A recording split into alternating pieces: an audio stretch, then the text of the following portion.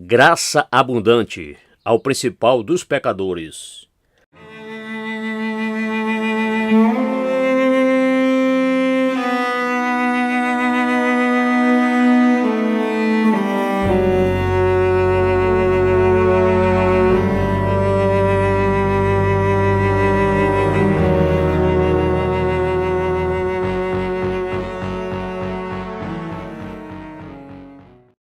Capítulo 8. O triunfo da graça. Mais uma vez o tentador começou a zombar de minha alma, e agora, de um modo diferente, dizendo que Cristo realmente tinha compaixão de meu estado e sentia muito por minha miséria.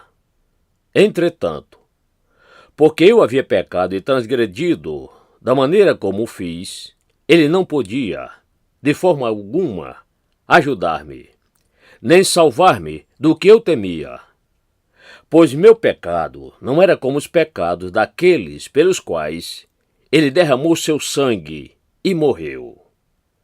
Meu pecado também não era contado entre aqueles que estavam sobre ele no momento em que entregou sua vida no madeiro. Portanto, a não ser que Cristo descesse do céu e morresse novamente por este meu pecado, ele não poderia abençoar-me, embora se compadecesse grandemente de mim. Estas coisas podem parecer ridículas aos outros, tal como são ridículas por si mesmas, mas para mim eram as considerações mais atormentadoras. Cada uma delas aumentava minha miséria, que Jesus Cristo tinha tanto amor, de modo a compadecer-me de mim, embora isso não me servisse de auxílio. Eu não pensava que Cristo não me ajudava porque seus méritos eram pequenos, ou porque sua graça e salvação já haviam sido empregadas na vida de outros. Antes, eu pensava que sua fidelidade às suas admoestações não lhe permitia estender sua misericórdia a mim. Ademais, como já sugeri, pensava que meu pecado estava fora dos limites do perdão envolvido numa promessa. E, se estava fora, eu certamente sabia que seria mais fácil os céus e a terra passarem do que eu obter vida eterna. Então, o motivo dos meus temores surgiu de uma crença firme que eu tinha na imutabilidade da Santa Palavra de Deus e de ter sido mal informado a respeito da natureza de meu pecado. Oh, como isto aumentou a minha aflição! Considerar que eu era culpado de um pecado pelo qual ele não morreu. Esses pensamentos me aprisionavam além do alcance da fé e me confundiam tanto que eu não sabia o que fazer. Mas pensei, se ele viesse à terra novamente, se a obra de redenção estivesse ainda a ser realizada por Cristo, como eu oraria e suplicaria para que este pecado fosse contado entre aqueles pelos quais ele morreria. Mas este versículo me abatia. Havendo Cristo ressuscitado dentre os mortos, já não morre. A morte já não tem domínio sobre ele. Romanos 6, verso 9. Assim, pelos estranhos e incomuns ataques do tentador, minha alma era como uma embarcação quebrada, dirigida pelos ventos e algumas vezes lançada impetuosamente no desespero. Às vezes, na aliança das obras, e outras vezes, a desejar que a nova aliança e suas condições pudessem, até onde me interessava, ser mudadas e feitas de outro modo. No entanto, em tudo isso, eu era como aqueles que se lançam contra as pedras, quebrado, dividido e espalhado. Oh, as imprevisíveis imaginações, pavores, amplas confusões e os medos e terrores que são causados por uma aplicação completa da culpa, rendendo-se ao desespero.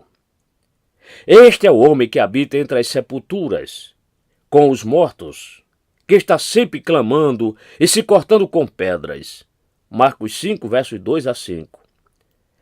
Mas eu digo, tudo isso é inútil. O desespero não o confortará. A antiga aliança não o salvará. Não. A terra e o céu passarão antes que um tio ou um i da palavra e da lei da graça falhem ou sejam removidos. Eu vi isso, senti isso e suspirei por causa disso. E isso me trouxe esta vantagem, uma confirmação adicional sobre a certeza do caminho da salvação e sobre o fato de que as Escrituras são a palavra de Deus.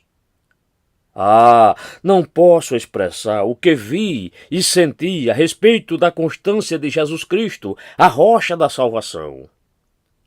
O que havia sido feito não poderia ser desfeito, aumentado ou alterado. Percebi que o pecado pode lançar a alma para longe de Cristo, especialmente o pecado imperdoável.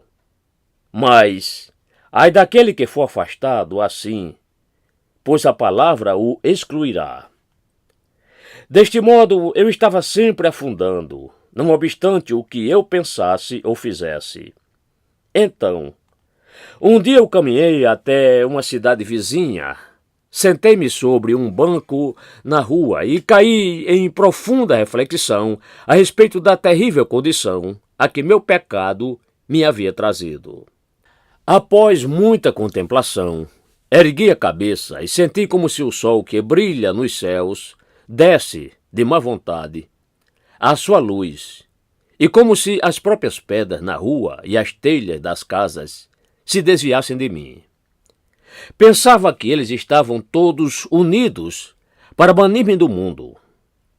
Eu lhes era abominável, inadequado para viver entre eles, ou para ter parte nos benefícios que eles ofereciam, porque eu havia pecado contra o Salvador. Quão feliz era cada coisa criada em comparação a mim. Todas elas permaneciam firmes e mantinham sua posição e função neste mundo, mas eu estava perdido.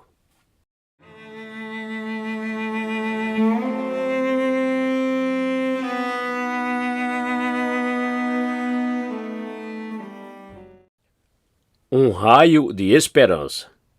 Então, com a amargura de minha alma, disse a mim mesmo com um suspiro doloroso: como pode Deus confortar tal miserável?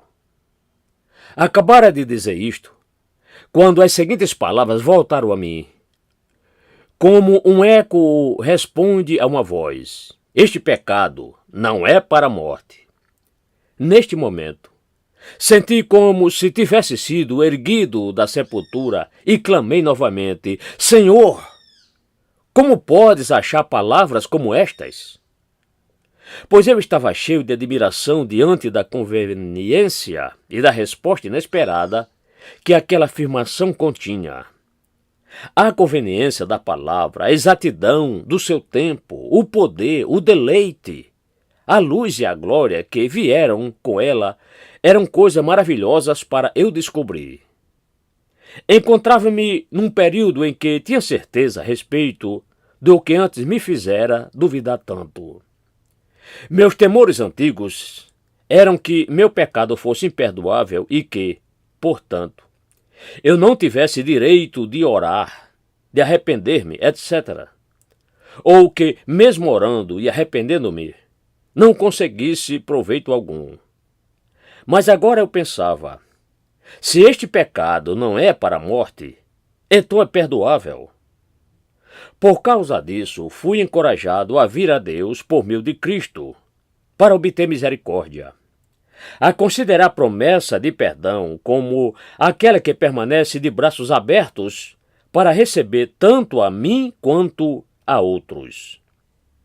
Isto, portanto, acalmou a minha alma, ou seja, pensar que meu pecado era perdoável e que não era pecado para a morte. 1 João 5, versos 16 e 17. Somente aqueles que sabem, por experiência própria, o que era o meu transtorno, podem dizer que alívio veio à minha alma por meio deste raciocínio. Este alívio era a libertação de meus antigos laços e um abrigo das antigas tempestades. Agora eu parecia estar sobre a mesma base que outros pecadores e parecia ter o mesmo direito à palavra e à oração como qualquer deles. Agora eu tinha esperança de que meu pecado não era imperdoável e de que poderia obter perdão. Mas Satanás usou isso para me fazer desanimar novamente. Ele não conseguiu fazer isso, de maneira alguma, nem naquele dia, nem durante a maior parte do dia seguinte, porque a afirmação, este pecado não é para a morte, permaneceu como um amparo para mim. Entretanto, na noite seguinte, senti que esta palavra começava a deixar-me e a retirar de mim o seu amparo. Então retornei aos meus antigos temores, mais fortemente ressentido e irritado, porque temia a dor do desespero, como se minha fé não pudesse reter esta palavra por muito tempo. Contudo, na noite seguinte, oprimido por tantos temores, busquei o Senhor, e enquanto orava, eu chorava. E minha alma clamava ao Senhor nestas palavras de apelo veemente: Ó Senhor, suplico que me mostres que me tens amado com amor infinito.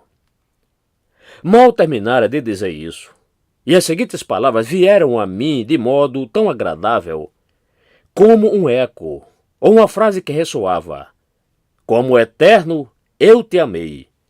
Jeremias 31, verso 3. Então fui para a cama em paz e, quando acordei na manhã seguinte, essa frase estava ainda em minha alma e criei em suas palavras. Mas o tentador não me deixava. Por mais de 100 vezes ele lutou para tirar minha paz naquele dia. Oh, que grandes lutas e conflitos conheci! Enquanto lutava para agarrar-me àquele versículo, as palavras sobre Esaú moviam-se em minha frente como que brilhando. Às vezes, eu oscilava entre sensações de alívio e abatimento por 20 vezes em uma hora. Mas Deus me susteve e conservou meu coração focalizado em sua palavra, da qual eu obtive, por vários dias seguidos, muita alegria e reconfortante esperança de perdão. Era assim que ela vinha a mim. Eu amei você, mesmo quando cometeu aquele pecado. Eu amava você antes. Ainda o amo. Eu amarei para sempre. Contudo, eu via meu pecado como o mais bárbaro e imundo crime e não pude deixar de concluir, com grande vergonha e assombro, que tinha insultado terrivelmente o Santo Filho de Deus. Então senti minha alma compadecer-me dele e amá-lo muito e, no meu íntimo, o desejei. Enquanto percebi que ele ainda era meu amigo e retribuíra com o bem o mal que eu fizera. Sim, o amor e a afeição que ardiam dentro em mim por meu Senhor e Salvador Jesus Cristo encorajavam. Naquele momento, um forte e apaixonado desejo de vingança contra mim mesmo devido à maneira como o insultei. Para expressar com palavras o que eu pensava, diria que se tivesse 4.500 litros de sangue em minhas veias, de boa vontade eu os derramaria todos à ordem de meu Senhor e Salvador e aos seus pés. Enquanto contemplava isso e, em minha deliberação, considerava como amar o Senhor e como expressar meu amor por Ele, estes versículos vieram a mim. Se observares, Senhor, iniquidades, quem, Senhor, subsistirá?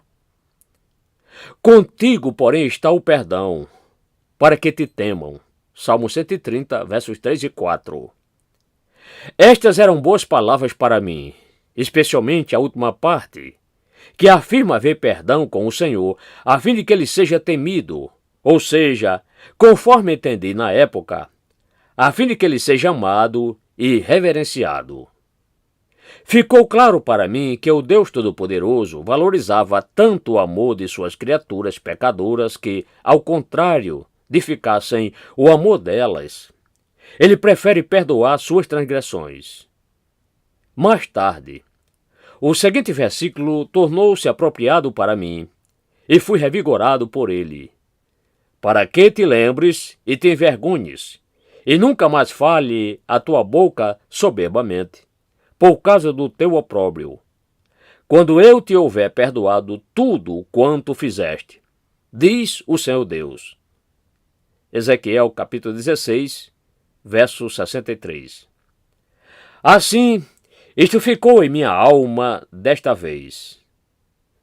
Ser libertado para sempre da aflição da minha culpa e do assombro anteriores, como pensava. Mas, antes que muitas semanas tivessem se passado, comecei a ficar novamente desesperado, com receio de que, a despeito de tudo o que havia gozado, pudesse ser enganado e destruído no final. Ocorreu-me a forte consideração de que, no fim, eu não encontraria o conforto e a paz que pensava que receberia da palavra, da promessa de vida, se não existisse em minha reconfortante experiência uma concordância com as Escrituras. Independentemente do que eu pensasse sobre isso ou de quanto se apegasse a elas, pois a Escritura não pode falhar. João 10:35. Então meu coração voltou a doer e temi um possível desapontamento no final. Comecei a examinar com toda a seriedade meu conforto anterior e a considerar se alguém que houvesse pecado como eu poderia crer na fidelidade de Deus, conforme afirmado nas palavras por meio das quais havia sido confortado e nas quais me apoiava.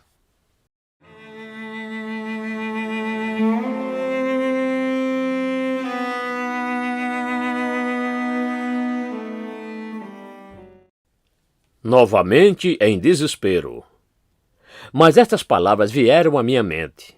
É impossível, pois, que aqueles que uma vez foram iluminados e provaram o dom celestial, e se tornaram participantes do Espírito Santo, e provaram a boa palavra de Deus e os poderes do mundo vindouro, e caíram, sim, é impossível outra vez renová-los para arrependimento. Hebreus capítulo 6, versos 4 e 6. Porque, se vivermos deliberadamente em pecado, depois de termos recebido o pleno conhecimento da verdade, já não resta sacrifício pelos pecados. Pelo contrário, certa expectação horrível de juízo e fogo vingador prestes a consumir os adversários. Hebreus capítulo 10, versos 26 e 27.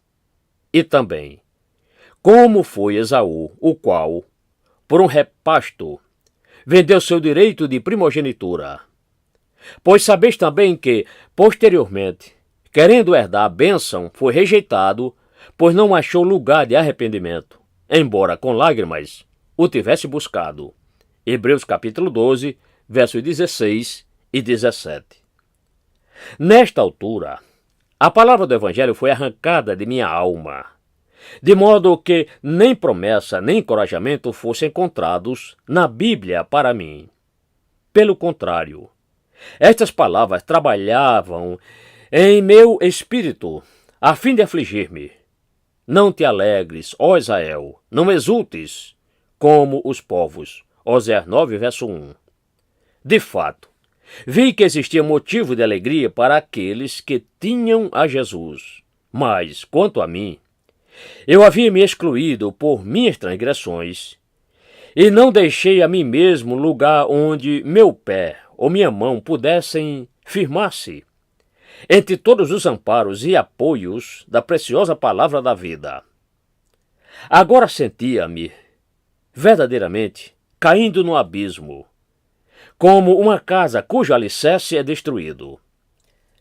Nessa condição, assemelhava-me a uma criança que havia caído num poço e que, apesar de poder fazer alguma tentativa de subir e mover-se na água, morreria ao fim, porque não pôde achar algo em que se agarrar.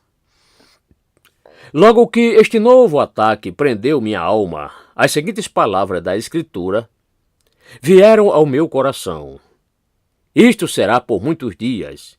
E, de fato, achei que foi assim mesmo, pois não pude livrar-me disso, nem ter paz novamente, até que se passassem quase 2 anos e meio. Apesar dessas palavras por si mesmas não me levarem ao desencorajamento, como eu temia que a minha condição fosse eterna, elas eram, por vezes, úteis e reanimadoras, pois pensava, muitos dias não significam para sempre, muitos dias terão um fim. Assim, apesar de que seria afligido durante não poucos e sim muitos dias, estava feliz pelo fato de que isso seria apenas por muitos dias. Desse modo, às vezes, conseguia lembrar e ser encorajado, pois sempre que a palavra me vinha à mente, meu pensamento imediato era que a minha aflição duraria um longo tempo. Mas esse encorajamento vinha somente em alguns momentos, uma vez que nem sempre pensava na frase, nem era auxiliado por ela quando o fazia. Quando as Escrituras vieram a mim e me convenceram, uma vez mais, de meu pecado, as palavras de Lucas 18, verso 1, entre outras, me encorajaram a orar. Então, mais uma vez, o tentador me atacou severamente, insinuando que nem a misericórdia de Deus, nem o sangue de Cristo possuíam qualquer preocupação comigo e que não podiam auxiliar-me quanto ao meu pecado, sendo, portanto, em vão orar. Ainda assim orarei, eu pensava, mas, dizia o tentador, seu pecado é imperdoável. Bem, eu orarei. Eu replicava, isto é inútil, ele dizia. Ainda assim orarei, eu respondia. Então orei a Deus e, enquanto orava, proferi estas palavras, Senhor, Satanás me diz que nem a tua misericórdia, nem o sangue de Cristo são suficientes para salvar minha alma. Senhor, eu honrarei a ti, crendo que tu podes me salvar e o fará ou a ele, crendo que tu não me salvarás, nem o poderás fazê-lo. Senhor, eu alegremente te honrarei, crendo que tu podes e o farás. Assim estava eu diante do Senhor, quando este versículo prendeu-se ao meu coração. Ó homem, grande é a tua fé. Mateus 15, verso 28. Como se alguém tivesse me batido nas costas, enquanto eu estava de joelhos diante de Deus. Contudo, não fui capaz de crer que essa era uma oração de fé, até que se passassem quase 6 meses, porque não pensava que tinha fé ou que houvesse uma palavra sobre a qual pudesse basear minha fé. Era como se ainda estivesse preso às garras do desespero e lamentasse por toda parte, num triste estado.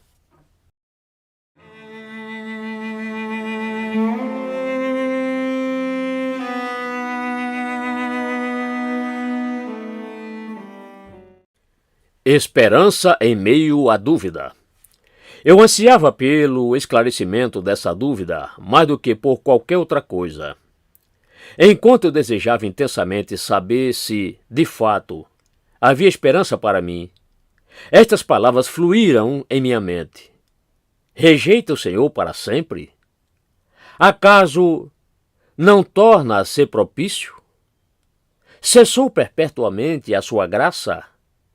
Caducou a sua promessa para todas as gerações? Esqueceu-se Deus de ser benigno? Ou, na sua ira, terá ele reprimido as suas misericórdias? Salmo 77, versos 7 a 9. Durante todo o tempo em que estas palavras fluíam por minha mente, pensei ainda ter a seguinte resposta. A questão é se ele rejeitou ou não. Pode ser que ele não tenha rejeitado. Sim, o questionamento parecia carregar em si uma afirmação segura de que, de fato, ele não rejeitara, nem rejeitaria, mas seria favorável. Parecia afirmar que sua promessa não falha e que ele não esquecera de ser benigno, que não reprimira sua terna misericórdia. Ao mesmo tempo, havia algo em meu coração, um pensamento agradável que surgia de uma passagem da qual não me recordo agora, mas que me fizera concluir que sua misericórdia poderia não ter findado completamente, nem cessado para sempre. Lembro outra ocasião em que eu estava novamente sobrecarregado, com a incerteza sobre a suficiência do sangue de Cristo para salvar minha alma. Permaneci nesta dúvida desde a manhã até às 7 ou 8 horas da noite, quando, enfim, atingi o ponto de esgotamento, devido ao temor de que o sangue de Cristo não estivesse sobre mim. Estas palavras soaram de repente em meu coração. Ele pode. Eu pensei ter ouvido esta palavra, pode, em voz alta. Ela parecia-me uma palavra magnífica.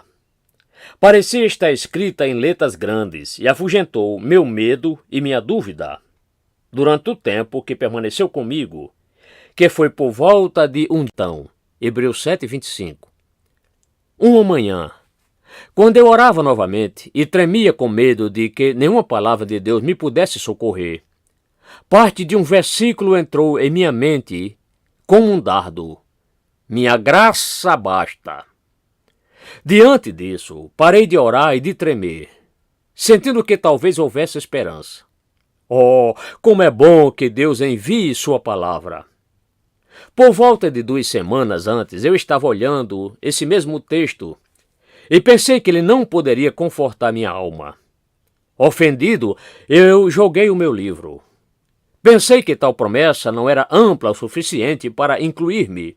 Não é ampla o bastante. Mas agora, era como se esse texto tivesse braços de graça tão longos que podia envolver não só a mim, mas a muitos outros também. Essas palavras me confortaram por 7 ou 8 semanas, ainda que em meio a grandes conflitos. Às vezes, minha paz ia e vinha 20 vezes num dia. Por um instante, conforto, depois, angústia. Por um momento, paz. Então, antes que eu prosseguisse um pouco, enchia-me de tanto medo e culpa quanto um coração podia suportar. Isso não ocorria somente de vez em quando, mas foi minha experiência por 7 semanas completas. A questão da suficiência da graça e da desistência de Esaú do seu direito de primogenitura era como uma balança de 2 pratos em minha mente. Cada prato, por vezes, subia e, por vezes, descia, trazendo-me paz ou angústia, conforme o movimento. Portanto, ainda orava a Deus com a intenção de que Ele gravasse esse versículo de modo mais completo em meu coração, ou seja, que Ele me ajudasse a aplicar o versículo inteiro a mim mesmo, pois eu ainda não o podia. Aceitei o que Deus me deu no referido verso, mas, além disso, nada conseguia. As palavras, minha graça basta, apenas me ajudaram a ter esperança de que houvesse misericórdia para mim. E, apesar de não fazerem mais que isso, elas responderam à minha antiga indagação de que havia esperança. Ainda mais por ter sido deixado de fora o ti. Não fiquei satisfeito, mas orei a Deus a respeito disso também. Então, um dia, enquanto estava numa reunião com o povo de Deus, sentindo-me cheio de tristeza e terror por conta do retorno de meus temores e pensando que minha alma não melhorara, mas que minha condição era a mais triste e temerosa, estas palavras de súbito invadiram meus pensamentos com grande poder. Minha graça é suficiente a você. Minha graça é suficiente a você. Minha graça é suficiente a você. 3 vezes. Ah, cada palavra era poderosa para mim, como minha, e graça. e suficiente e a você. Elas foram naquela ocasião, e às vezes ainda são, palavras muito mais magníficas que outras. Nesse tempo, meu entendimento foi tão iluminado que era como se eu tivesse visto o Senhor Jesus olhando do céu para mim, através do telhado e dirigindo essas palavras a mim. Por causa disso, voltei para casa pesaroso. Isso partiu meu coração e me encheu de alegria e me rebaixou ao nível do pó. Apenas sua glória e conforto reanimador não permaneceram comigo por muito tempo. Contudo, essas palavras continuaram comigo por várias semanas e me encorajaram a ter esperança. Mas, assim que sua poderosa ação foi removida de meu coração, aquele outro pensamento sobre Esaú voltou a mim como antes. Minha alma ficou novamente como que numa balança de 2 pratos. Às vezes subia, às vezes descia. No momento, em paz, e logo depois, em terror.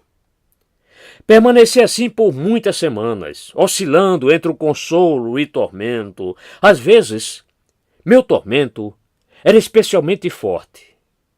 Todas aquelas passagens em Hebreus mencionadas antes eram trazidas diante de mim como os únicos versos que me excluiriam do céu. Então eu começava a arrepender-me de nunca ter pensado nisso antes e raciocinava comigo mesmo desta maneira. Ora, quantas passagens existem contra mim? Apenas 3 ou 4.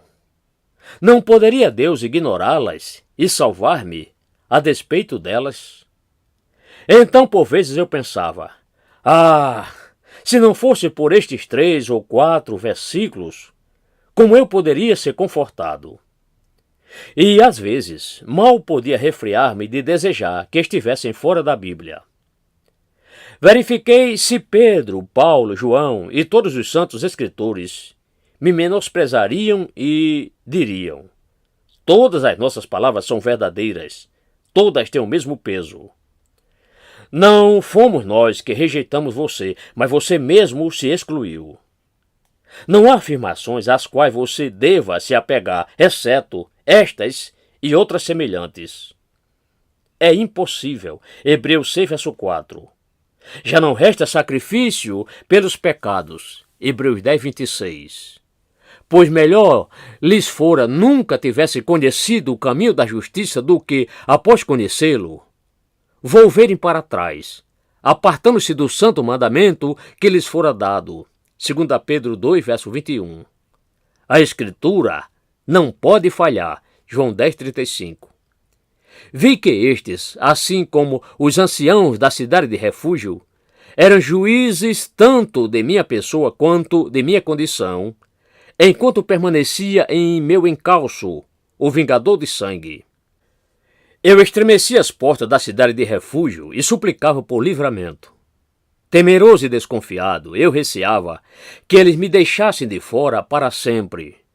Josué capítulo 20, versos 3 e 4. Estava assim confuso, sem saber o que fazer, ou como obter alguma paz na questão da concordância das Escrituras, como a salvação de minha alma. Eu temia os apóstolos, pois sabia que suas palavras eram verdadeiras e permaneceriam para sempre. Lembro-me de certo dia em que estava um tanto instável de espírito. Concluí que estas mudanças eram determinadas pela natureza de muitas das passagens que vinham à minha mente. Se o versículo falava de graça, me acalmava o espírito, mas, se fosse aquele versículo sobre Esaú, eu ficava atormentado.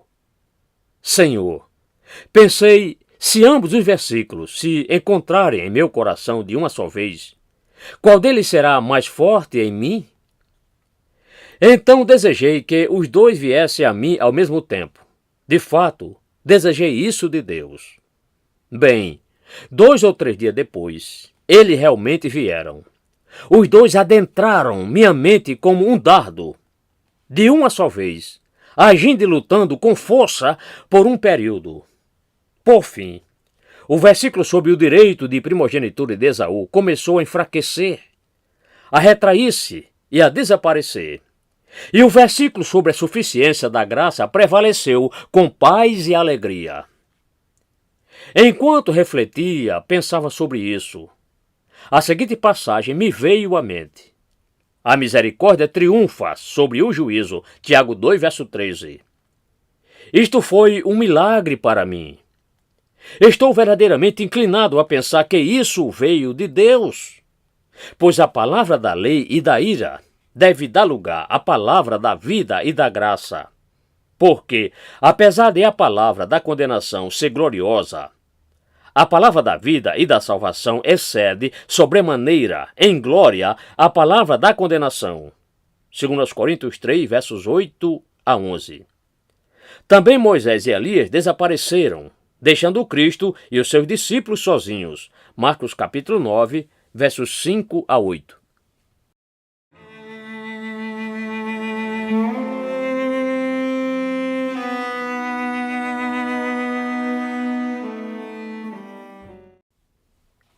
Esperança fortalecida pela palavra.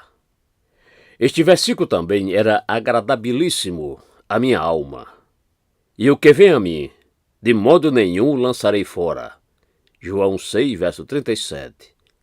Oh, que conforto encontrei nas palavras de modo nenhum. Era como se Jesus tivesse dito, de modo nenhum, haja o que houver, não importa o que ele tenha feito. Entretanto, Satanás trabalhou arduamente para tirar essa promessa de mim, dizendo-me que Cristo não se referia a mim e àqueles semelhantes a mim, e sim a pecadores de grau menor, que não tinham feito o que eu fiz. Mas eu respondi novamente: Satanás, não há tal exceção nestas palavras. Elas dizem o que vem, isto é, alguém, qualquer pessoa. O que vem a mim, de modo nenhum o lançarei fora. Ainda recordo bem que, de todas as astúcias que Satanás usava para tirar de mim esse versículo, a que ele mais utilizava era a pergunta: mas você vai a Jesus da maneira correta? Acho que ele me perguntava isso porque pensava que eu entendia perfeitamente bem o significado de vir da maneira correta. Para mim, vir da maneira correta significava vir como eu era, um pecador vil e ímpio, e lançar-me nesse estado aos pés da misericórdia, condenando a mim mesmo por meu pecado. Se alguma vez, em toda a minha vida, Satanás e eu lutamos a respeito de alguma palavra de Deus, foi sobre esta boa palavra de Cristo. Satanás de um lado e eu de outro. Oh, que luta tivemos! Foi a respeito desse versículo do Evangelho de João que tanto lutamos. Ele insistia num lado e eu em outro, mas Deus seja louvado, eu o venci e minha alma foi abençoada com a graça do referido versículo.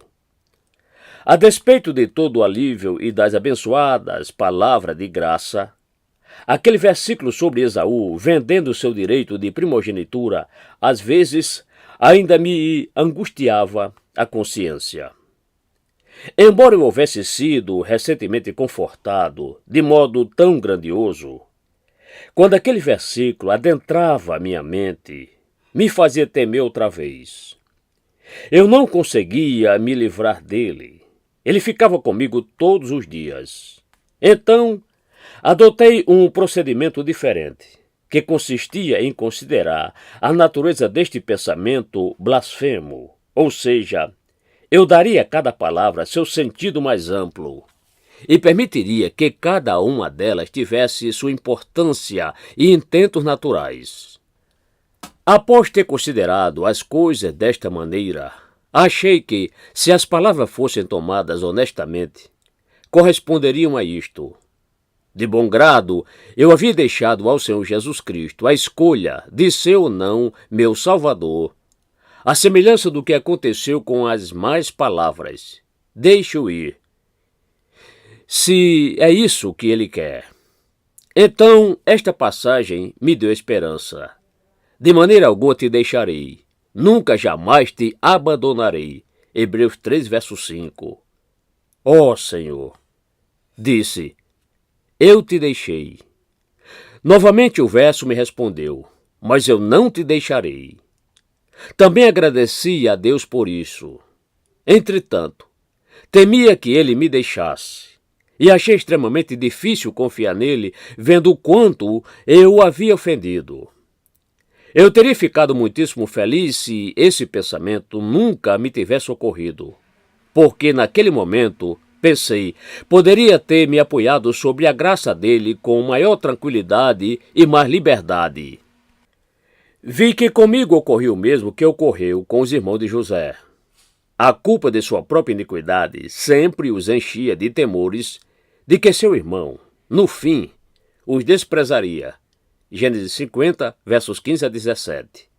Todavia, de todas as passagens com que me deparei até aqui, o versículo de Josué 20, que fala do culpado de homicídio, o qual tinha de buscar refúgio, deu-me maior conforto.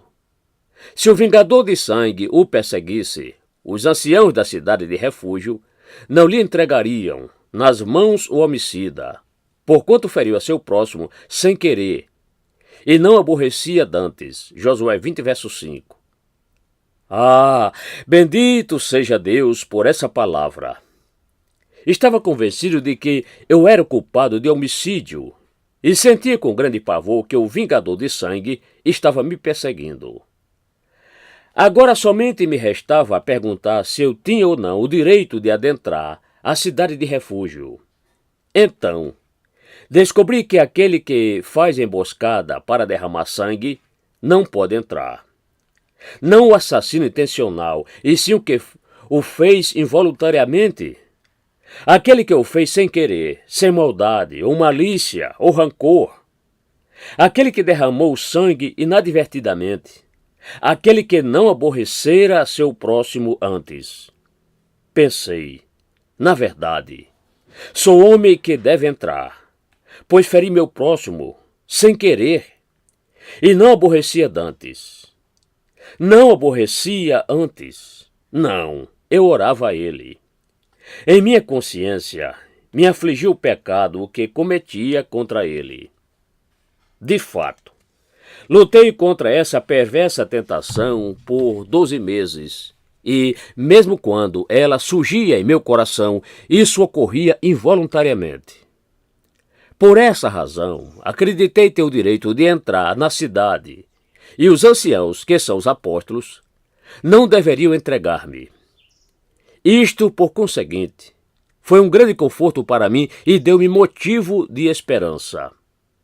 No entanto, sendo bastante crítico, e visto que minha aflição me deixara tão abatido que eu não sabia qual base era suficientemente sólida para me amparar, tinha uma dúvida que minha alma muito desejou ver esclarecida. A dúvida dizia respeito à possibilidade de pessoas que tivessem cometido o pecado imperdoável receber o menor conforto espiritual de Deus por meio de Cristo. Depois de muito considerar o caso, descobri que a resposta era não. Elas não poderiam, e pelas seguintes razões.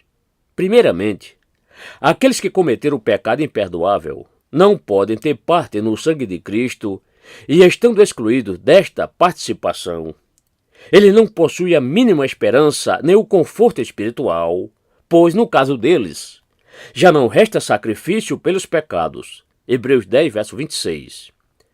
Em segundo lugar, eles não possuem o conforto de Deus porque lhes é negada a participação na promessa da vida eterna. Não lhes será isso perdoado, nem neste mundo, nem no porvir. Mateus 12, verso 32. Em terceiro, o Filho de Deus os exclui também da participação em sua abençoada intercessão, envergonhando-se deles para sempre, tanto diante de seu Pai, como dos santos anjos nos céus. Marcos 8, verso 38.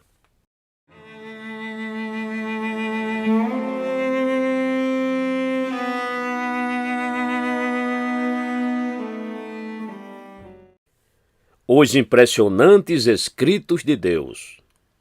Quando considerei essa questão com bastante cautela, e não pude deixar de concluir que o Senhor me conforta. Depois de um pecado perverso como o meu, pensei que poderia me arriscar a abordar os terríveis e impressionantes versículos que me apavoraram tanto durante todo aquele tempo. E, de fato, antes que eu ousasse lançar os olhos sobre eles, tive muita dificuldade em parar de desejar, umas 100 vezes, que eles estivessem fora da Bíblia, por pensar que me destruiriam. Mas, nessa altura, comecei a tomar certa medida de coragem para aproximar-me deles, lê-los, meditar neles e ponderar seu significado e propósito. Quando comecei a fazer isso, pareceu-me que a aparência deles havia mudado, uma vez que deixaram de ter o aspecto severo que tinham antes aos meus olhos. Primeiro, verifiquei Hebreus 6 e tremi ante o medo de que essa passagem me deixasse estarrecido. Mas depois de refletir sobre ela, descobri que o termo caíram significava apostatar, ou seja, conforme entendi, um abandono a uma absoluta negação do Evangelho, bem como da remissão dos pecados por Jesus Cristo, visto que o autor começa a sua argumentação a partir desses ensinos. Hebreus capítulo 6, versos 4 a 6. Segundo, descobri que a apostasia acontece abertamente, à vista do mundo, e expõe Cristo à ignomínia. Terceiro, descobri que as pessoas às quais o texto se refere haviam sido deixadas por Deus em permanente cegueira, dureza e impenitência. É impossível outra vez renová-los para arrependimento. A partir de todas essas considerações, concluí, para eterno louvor de Deus, que meu pecado não era o pecado referido nesse texto. Primeiro confessei que havia caído, mas não apostatado, isto é, da profissão de fé em Jesus para a vida eterna. Segundo, confessei que, devido ao meu pecado, havia exposto Jesus Cristo à vergonha, mas não à ignomínia pública. Não o neguei diante dos homens, nem o tratei como se ele não tivesse valor ou importância perante o mundo. Terceiro, não achei que Deus me havia lançado fora ou me impedido de ir a ele, embora de fato tivesse achado difícil essa aproximação, em dor e arrependimento. Bendito seja Deus por sua graça insondável. Depois, considerei as palavras de Hebreus 10 e descobri, primeiro, que o pecado voluntário mencionado ali não é todo o pecado voluntário, e sim aquele que rejeita Cristo e também os seus mandamentos. Segundo, que o juízo deste pecado deve ser feito abertamente, mediante 2 ou 3 testemunhas, a fim de cumprir as exigências da lei. Hebreus 10, verso 28. Terceiro, que este pecado não pode ser cometido sem contristar grandemente o Espírito da graça, menosprezando suas dissuasões quanto à prática deste pecado e suas persuasões no sentido de não cometê-lo. Mas o Senhor sabe que, apesar de meu pecado ter sido realmente vil, não chegou a este ponto. No tocante a Hebreus 12, que fala a respeito de Esaú vendendo seu direito de primogenitura, embora este fosse o trecho que me destruía e permanecia como uma lança que apontava diretamente para mim, eu agora considerava, primeiro, o pensamento de Esaú não era um pensamento precipitado que era contrário ao seu caráter. O pensamento de Esaú foi adotado e posto em prática voluntariamente, após muita deliberação. Gênesis 25, verso 34. Segundo, foi um ato aberto, público, diante de seu irmão, se não ocorreu também na presença de muitos outros. Isso fez seu pecado muito mais abominável.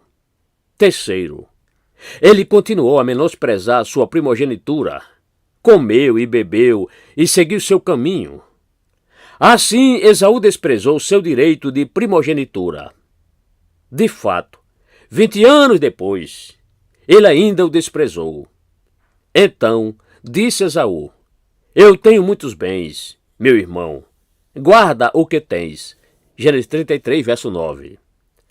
Agora, a respeito de Esaú ter buscado lugar de arrependimento, pensei, primeiramente, que não fizera pela primogenitura, mas pela bênção. O apóstolo deixa isto claro, e o próprio Esaú o evidencia. Tirou-me o direito de primogenitura, ou seja, no passado, e agora usurpa a bênção que era minha. Gênesis 27, 36. Em segundo lugar, tendo chegado a essa conclusão, voltei ao texto para ver qual seria o pensamento de Deus a respeito do pecado de Esaú, do ponto de vista do Novo Testamento. Até onde pude entender, este foi o pensamento de Deus. A primogenitura significava a regeneração e a bênção da herança eterna, como o apóstolo parece sugerir.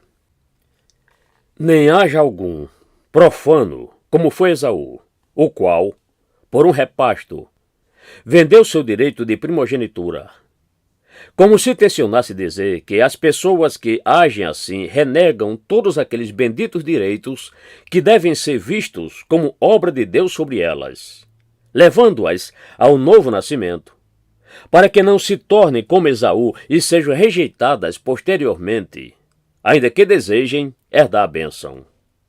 Pois há muitos que, no tempo da graça e misericórdia, desprezam essas coisas, que são, de fato, o direito de primogenitura que conduz ao céu. Mas, quando o dia decisivo chegar, eles clamarão como Esaú: Senhor, abre-nos a porta! Então, a semelhança de Isaque, que não podia reverter a bênção, Deus Pai também não o fará. Ele dirá: Eu os abençoei, e certamente eles serão abençoados. Entretanto, quanto a vocês, apartem-se de mim todos que praticam iniquidades. Lucas 13, verso 25 a 27. Depois que considerei estes versículos e descobri que entendê-los desta maneira não era contrário e sim coerente com outros versículos, fiquei mais encorajado e confortado. Isso também enfraqueceu a objeção de que as Escrituras não podiam consentir com a salvação de minha alma. Agora restava apenas a última parte da tempestade. Os trovões haviam passado. Somente alguns pingos ainda persistiam e continuariam a cair sobre mim. Mas, visto que meus antigos terrores e angústias eram demasiado dolorosos e profundos, isso aconteceria frequentemente, assim como aconteceu aos que têm medo de fogo. Eu pensava que cada voz dizia: fogo, fogo! Cada mínimo toque feriria minha sensível consciência. Eu ainda tinha consciência um tanto ferida e temia que nem tudo estivesse bem quando, um dia, enquanto andava pelo campo, as seguintes palavras subitamente adentraram minha alma: Sua justiça está no céu. Além disso, pensei ter visto com os olhos de minha alma Jesus Cristo à destra de Deus. Minha justiça estava no céu, de modo que, onde quer que eu estivesse, ou independentemente do que eu fizesse, Deus não poderia dizer a respeito de mim: Ele necessita da minha justiça, pois minha justiça estava bem diante dele. Além disso, vi que não era meu bom estado de coração que faria minha justiça ser melhor, nem meu estado precário que tornaria pior a minha justiça, uma vez que minha justiça era o próprio Jesus Cristo, que é o mesmo ontem, hoje e para sempre. Hebreus 13, verso 8.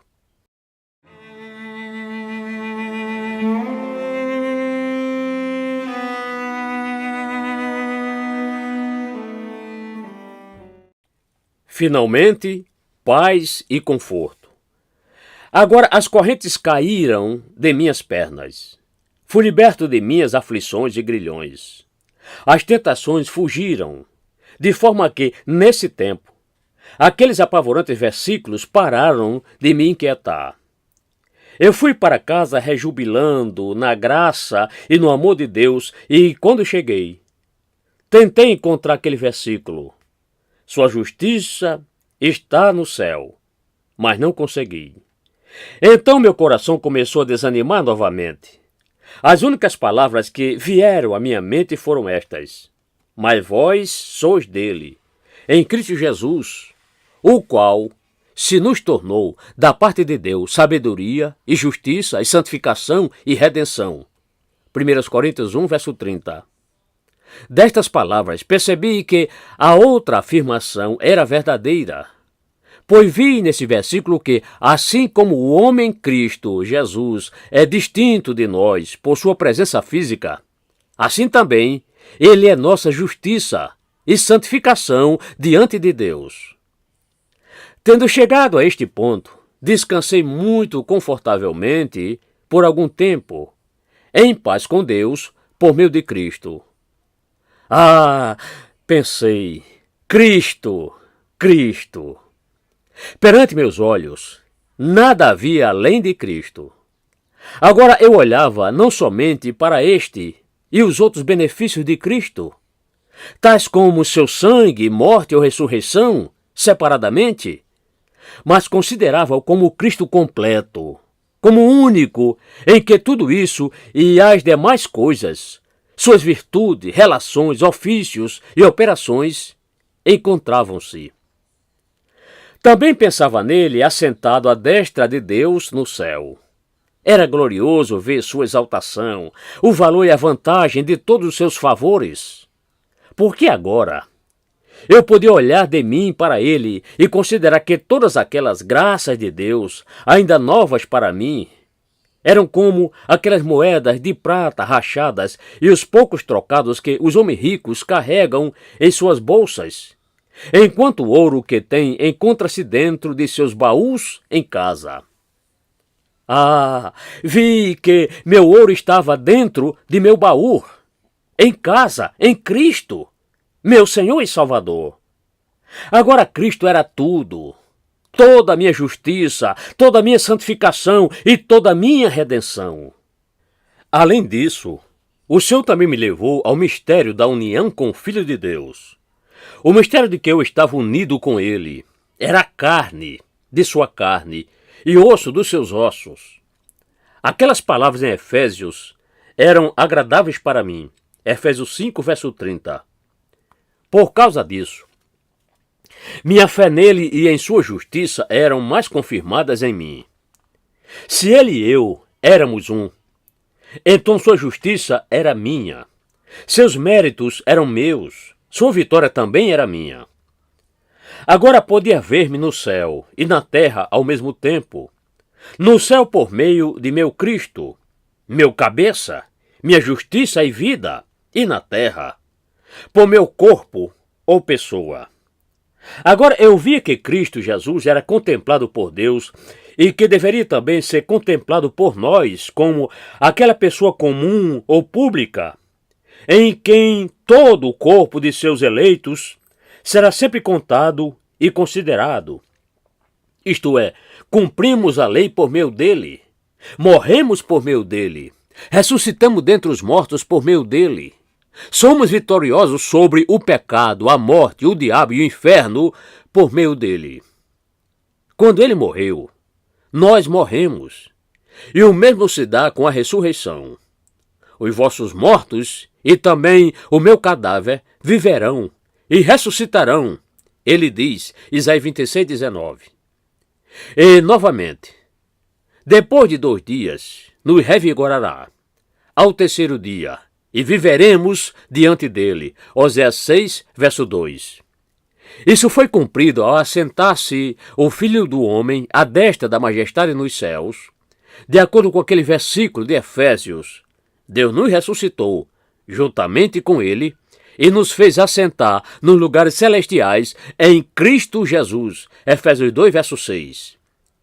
Esses abençoados versículos e considerações, bem como muitos outros como eles, cintilaram diante de meus olhos naqueles dias, de um modo que me fizeram dizer: Louvai a Deus no seu santuário, louvai-o no firmamento, obra do seu poder. Louvai-o pelos seus poderosos feitos, louvai-o consoante a sua muita grandeza. Salmo 150, versos 1 e 2.